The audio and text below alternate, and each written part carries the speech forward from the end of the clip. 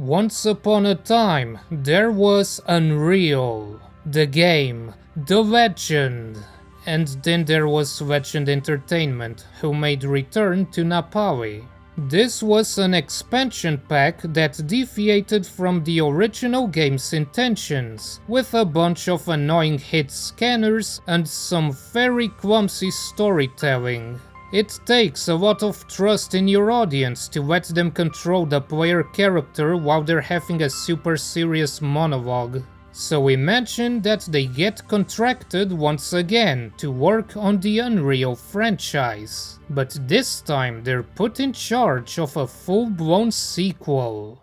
What could possibly go wrong?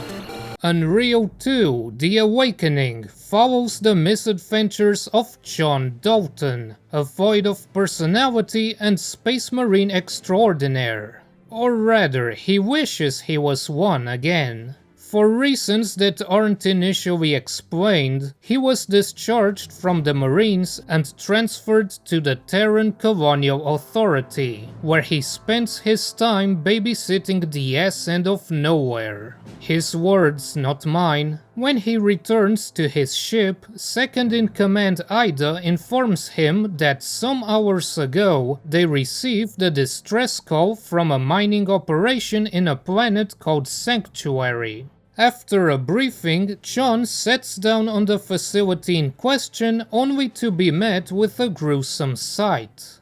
Actually, it looks kind of funny, but anyway, the last survivor contacts him, mentioning that all of this started after they discovered a strange alien artifact. The two attempt to meet, but John is too late. The kid dies, and he has to go grab the artifact before the Scar get their grubby hands on it. Turns out that there are more of these artifacts, 7 in total, and both the interstellar corporations and the Scar want them for their own nefarious reasons. So John and his crew now have to go collect the 7 Dragon Balls, scattered throughout the endless beyond that is the universe. A big focus of the storytelling is on the TCA Atlantis crew members, who accompany John on his search for the artifacts. And credit where it's due, Legend Entertainment certainly put a lot of effort into fleshing out a world and a roster of characters. Between missions, characters are detailed through dialogue, explaining who they are and where they come from. Things like how John got kicked out of the Marines for committing the cardinal sin of thinking for himself, disregarding a superior's orders so he could save an injured civilian. Shame the guy has all the personality of a used condom and his voice acting conveys all the importance of a mouse fart. Ida is the ship's first officer, handling mission briefings and radio communications while John is out in the field. Due to her strategic prowess, she was scouted by the military and put in charge of a complicated operation 10 years ago. It was going very poorly, but Ida managed to turn it around, at the expense of sacrificing hundreds of colonists so that millions of others could live. This experience filled her with resentment towards the military and turned her into a cold and rebellious person. Isaac is the maintenance engineer and a weapons expert, responsible for keeping the engines running properly and instructing John on the new weapons he acquires. He's also a heavy drinker who drifted apart from his family after an accident in the army, and joined the TCA Atlantis because he doesn't trust himself to stay away from alcohol back home. Then there's Naban. This X-Core is the ship's new pilot, and a prince from some alien planet whose lack of knowledge regarding human language and mannerisms provides some much needed relief from the usual military schlock. Intercourse. He was always sheltered back home, but being on the Atlantis finally gave him the opportunity to make choices for himself. The artists were certainly on point with many parts of the game too. The story takes you through some very different environments, some of which are bog standard and some of which are not.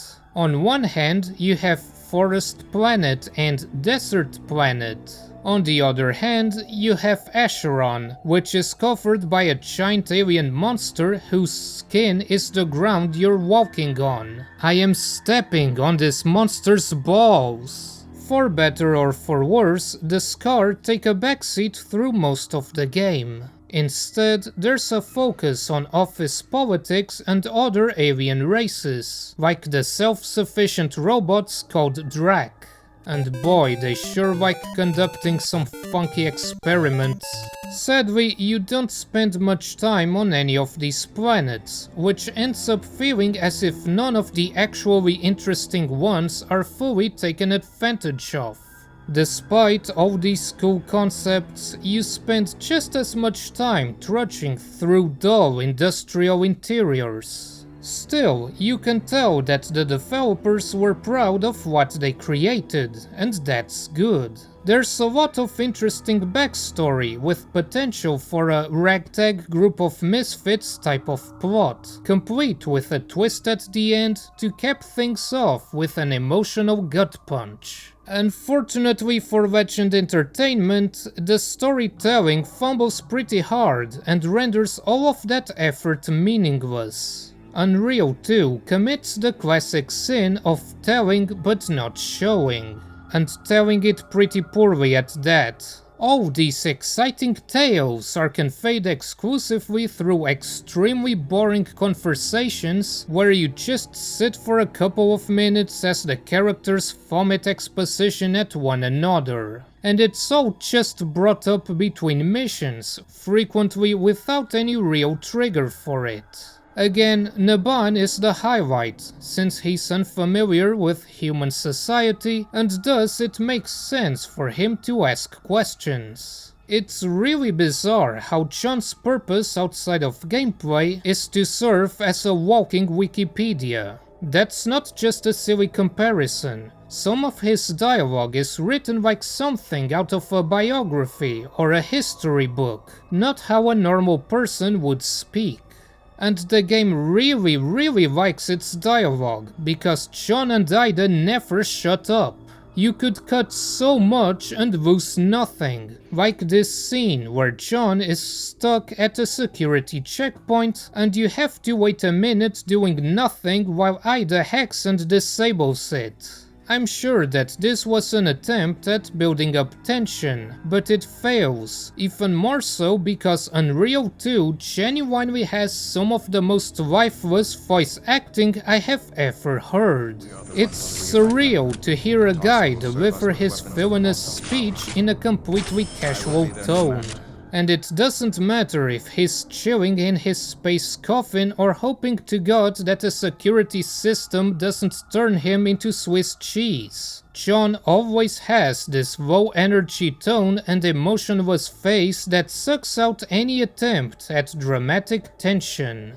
Bonus points for the awkward pauses between each line. I doubt it was the fault of the voice actors, because every single character does this. Almost as if they were given no context for each line, or the voice director did a terrible job directing anything. Anyway, Unreal 2 trades its predecessor's open environments and exploration for a linear, objective-based structure. You have your switch pressings, door openings, and artifact collectings, while goofing around in your ship between levels. Most missions are pretty straightforward, not requiring much beyond reaching the next objective and doing the thing, but a few attempt to switch it up with base defense sections. You get a few deployable items and then try to hold out and protect the objective. Some have NPCs that you can order to protect different areas, so there's a bit of strategy to it. Otherwise, it's about as standard as you'd expect from an old school shooter, just with a really slow movement speed. If nothing else, the arsenal you can play with is mostly good, even if the game threw out most of the old stuff. Anything you wanna say, Legend Entertainment? Was the flak cannon too cool for you? You begin the game with a trio of weapons, first one being the M32 Combat Assault Rifle. Yes, that ugly chunk of polygons from Return to Napali is now this cool futuristic thingy. It carries massive mega clips that hold 75 rounds and can spend 5 bullets to launch a stronger focused projectile. It's fairly accurate and has plentiful ammo, so it's quite useful throughout the entire game in your hands. And an absolute nightmare when you're the one on the receiving end. Some things never change. In an unusual twist, the game's grenade launcher is part of your starting arsenal. It's a very versatile weapon with 6 different ammo types, ranging from simple explosives to EMP grenades.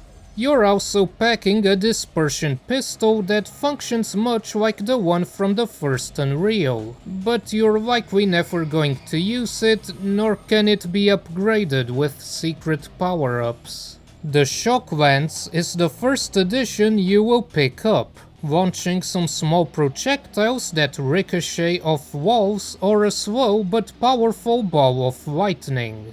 The Riot Shotgun's primary fire holds no secrets, high power and low range, but it's also equipped with devastating incendiary rounds, melting regular enemies in seconds. Actually, anything that sets enemies on fire is endlessly useful.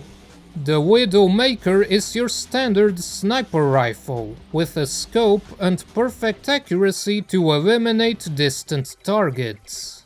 The Avenger Magnum, or Grace as Ida calls it, is a hand cannon with great power, accuracy and a burst firing mode. It's useful against most enemies, but ammo tends to be very limited. The flamethrower's primary mode is exactly that.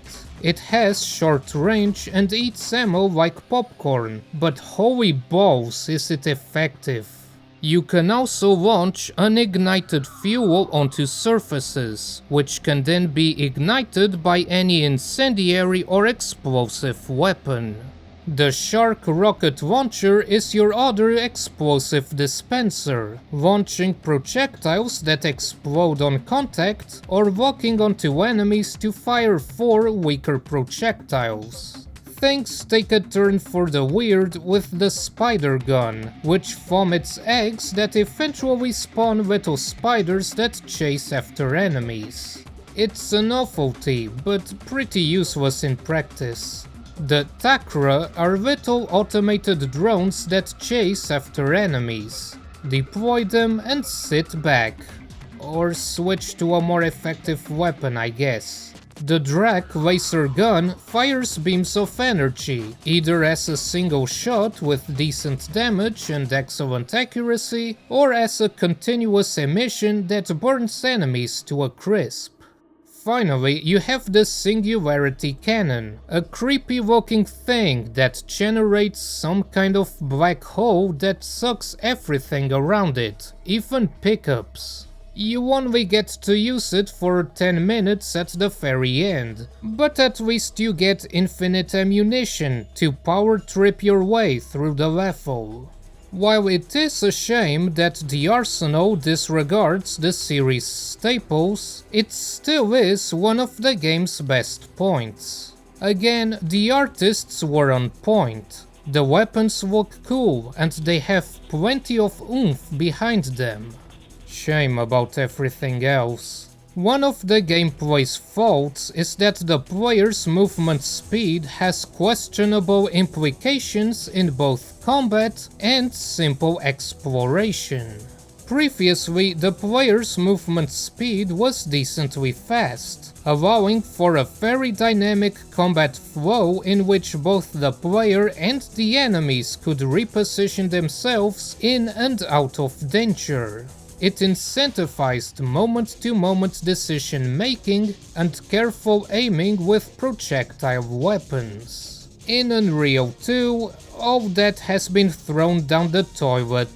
The player moves very slowly, making it very difficult to avoid damage from certain sources, or in some cases, making it borderline impossible. The Scar are weird because any encounter with them is either a complete joke because the stronger variants just casually walk towards the player, or it's a complete pain because they have you stuck in close quarters. If a Scar gets up in your face, that's it. Either they die or you die as they continuously pummel you with their claws and fast projectiles. And if an enemy with explosive projectiles is close enough, then good luck avoiding the splash damage. On top of that, the developers didn't learn anything since their last rodeo, because this game suffers from the same hit-scan bollocks as Return to Napali. Humanoids with assault rifles and shotguns can repeatedly shoot you with near-perfect accuracy, melting through your health and armor like butter through a hot knife. Not always, thankfully. These enemies only show up in a few missions, since besides the Space Marines, you do get to fight other exotic creatures like space spiders and space monkeys. But my point is that all these factors result in a combat loop that isn't built for crazy action and quick reflexes like every other Unreal game. No, it's built for sluggish, cover-hugging boredom. Speaking of which, you can lean left and right, but it's never required or even useful, especially because you can't shoot while doing so. Except if you're already shooting, in which case your weapon will continue firing from the same position. That seems like an oversight. To top it all off, the game suffers from a number of technical issues, none of which are game-breaking, but are certainly annoying enough to deal with. Of note is that the game's loading times scale directly with the frame rate, reaching upwards of 30-40 seconds if you're running the game with VSync on a 60Hz screen. Meanwhile, run it unlocked at hundreds of FPS and loading times will be much faster.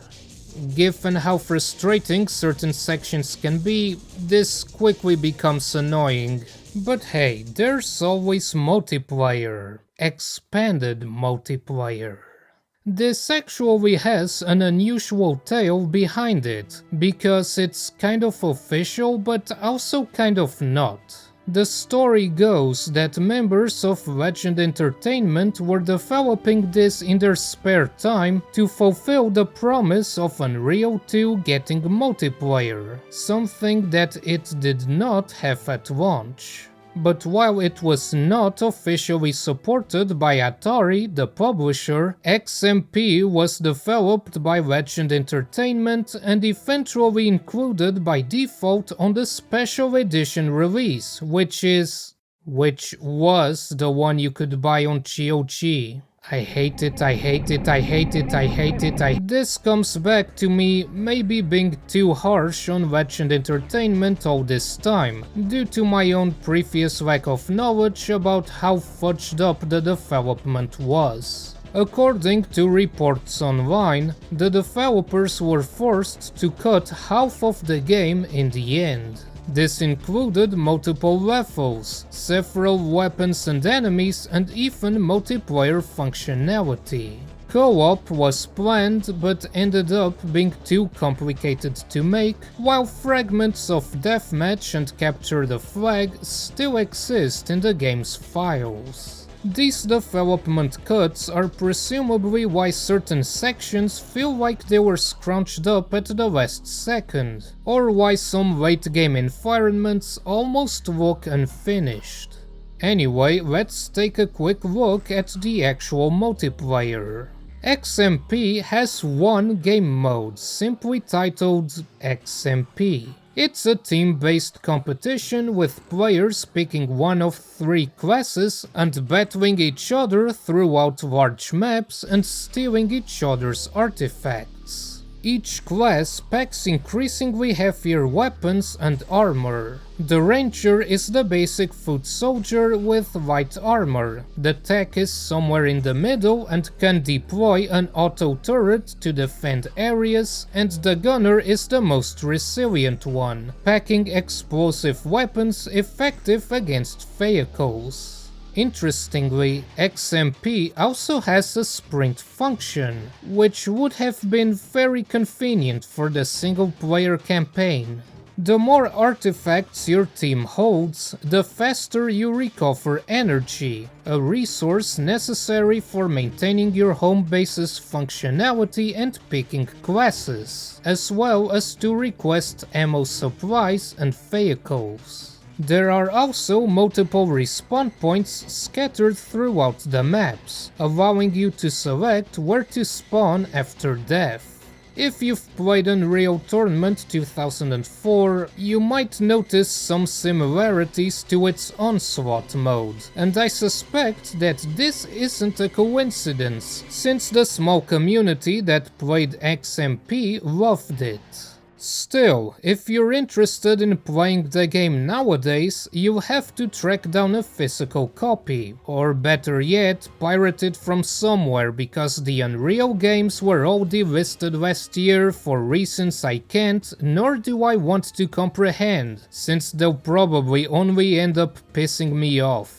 Anyway, once you've got the game installed, you can check the PC Gaming Wiki for a couple of tweaks that improve the game, such as changing the FOV.